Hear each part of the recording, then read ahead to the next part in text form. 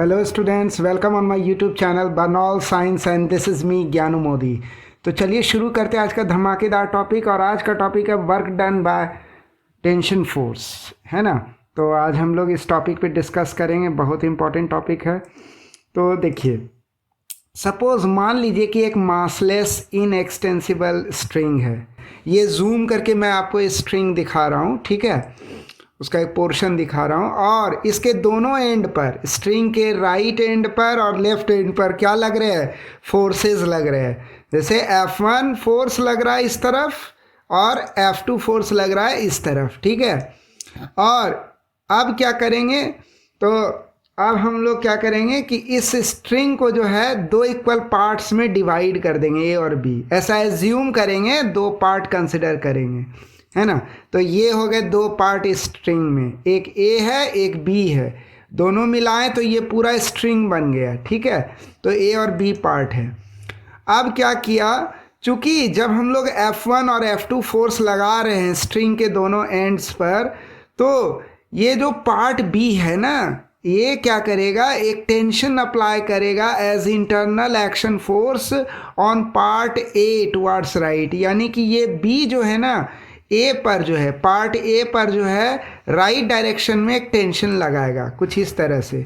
तो ये right direction में जो है एक टेंशन लगाएगा।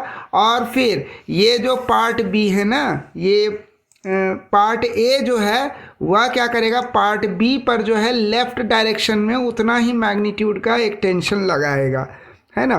तो बी जो है ए पे टेंशन लगाएगा, ए जो है बी पे टेंशन लगाएगा।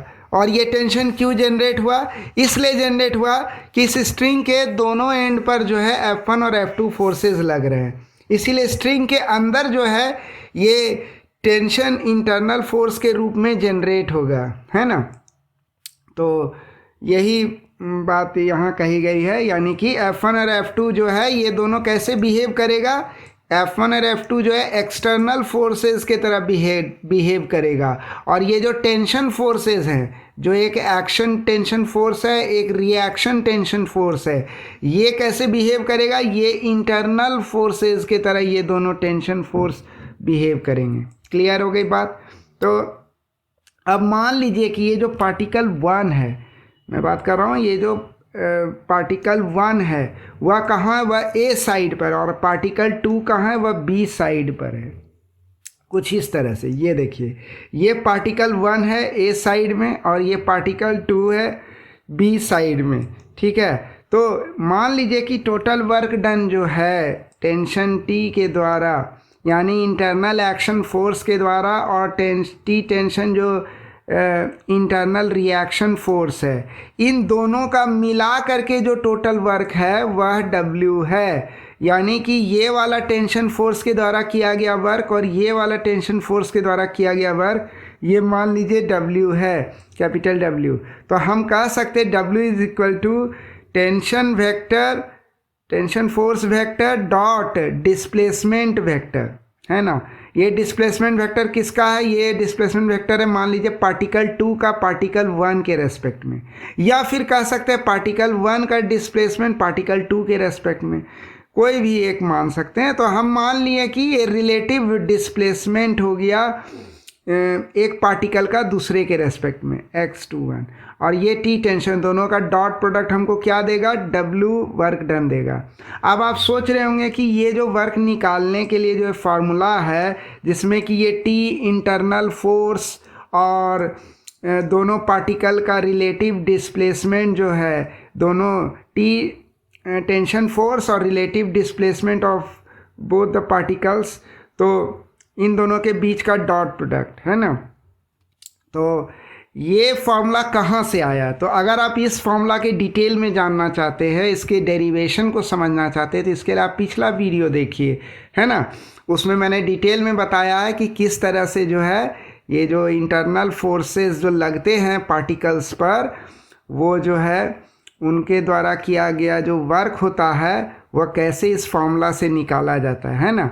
तो उसमें मैंने बताया। तो अभी आपको ये मान करके चलना है कि ये जो पार्टिकल है और ये जो पार्टिकल है, ये दोनों पार्टिकल, दोनों के बीच में जो रिलेटिव डिस्प्लेसमेंट होगा वो, और ये जो टेंशन टी है, है ना, इस दोनों वेक्टर का जो डॉट प्रोडक्ट होगा ना वो हमको वर्क बताएगा कि ये टेंशन टी कितना वर्क कर रहा है ना। तो यहाँ जो x21 है वह क्या है, वह दरअसल में रिलेटिव डिस्प्लेसमेंट हुआ पार्टिकल 2 का विथ रेस्पेक्ट टू पार्टिकल 1। हाँ, हम यहाँ पर x21 की जगह x12 भी लिख सकते हैं। x12 हो गया पार्टिकल 1 का relative displacement with respect to particle 2, है ना। दोनों में से कोई भी एक लेके चल सकते हैं, कोई दिक्कत नहीं। तो ये वर्क हो गया हमारा ये फॉर्मूला हो गया। तो जैसा हम लोग जान रहे हैं, शुरू में ही हम बोल दिए थे कि हमारा जो स्ट्रिंग है ना वह कैसा स्ट्रिंग है, वह एक इनएक्सटेंसिबल स्ट्रिंग है। और क्या है, वह मासलेस स्ट्रिंग है ना।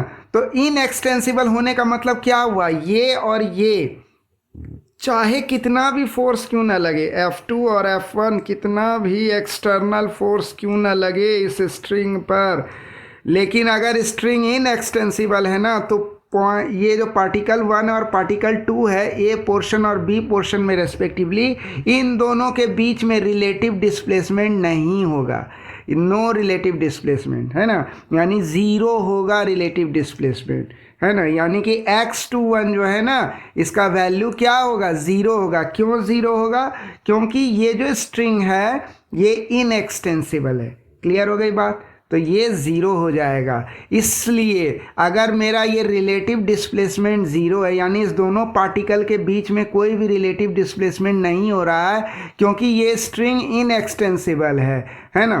तो वर्क जो है ना वह क्या हो जाएगा, वह ज़ीरो हो जाएगा। ये जो टेंशन के द्वारा जो वर्क है ना, ये वाला जो फोर्स है टेंशन फोर्स, इसके द्वारा जो वर्क होगा ना, टोटल वर्क जो होगा इस टेंशन के द्वारा प्लस इस टेंशन के द्वारा, इस दोनों टेंशन को मिला करके जो टोटल वर्क होगा W, वह क्या होगा, वह ज़ीरो होगा। यानी कि एक्शन टेंशन फोर्स और रिएक्शन टेंशन फोर्स, मैं अकेले टेंशन फोर्स की बात नहीं कर रहा हूँ, मैं दोनों टेंशन फोर्स को मिला करके, एक्शन इंटरनल टेंशन फोर्स और रिएक्शन इंटरनल टेंशन फोर्स जो है, ये दोनों टेंशन फोर्सेस को मिला करके जो टोटल वर्क होगा ना वह ज़ीरो होगा, है ना। यही है कैपिटल W, ये क्या होगा, ज़ीरो होगा। इसीलिए यहाँ पर लिखा गया ये टोटल वर्क जो हुआ इस एक्शन टेंशन फोर्स और रिएक्शन टेंशन फोर्स के द्वारा, यह जो है यह क्या होगा, यह ज़ीरो होगा, यह जो है वर्क ज़ीरो होगा। तो हम कह सकते हैं यहाँ क्या कंक्लूड कर सकते हैं, हम यहाँ कंक्लूड कर सकते हैं कि जो टोटल वर्क डन है इंटरनल एक्शन और रिएक्शन टेंशन फोर्सेस के द्वारा इन एक्सटेंसिबल स्ट्रिंग में, वह जो है ज़ीरो होगा। क्लियर हो गई बात, तो यही था। तो चलिए, तो आज के लिए इतना ही था बस। मुझे पूरी उम्मीद है कि आपको ये वीडियो अच्छा लगा होगा। अगर आपको ये वीडियो अच्छा लगा और आपको कुछ वैल्यू ऐड हुआ तो आप प्लीज़ हमारे इस प्यारे सी यूट्यूब चैनल बर्नौल साइंस को लाइक कीजिए, सब्सक्राइब कीजिए और बेल आइकन को प्रेस कीजिए। और जितना हो सके हमारे इस वीडियो को शेयर कीजिए और चैनल को सब्सक्राइब कीजिए, वीडियो शेयर कीजिए, ठीक है। तो and please drop your comments. मैं पूरी उम्मीद करता हूँ कि आपको वीडियो अच्छा लगा होगा। अगर अच्छा लगा तो ठीक है, तो कमेंट में ज़रूर लिखिएगा, है ना। So thanks for watching the video. मिलते हैं नेक्स्ट वीडियो में।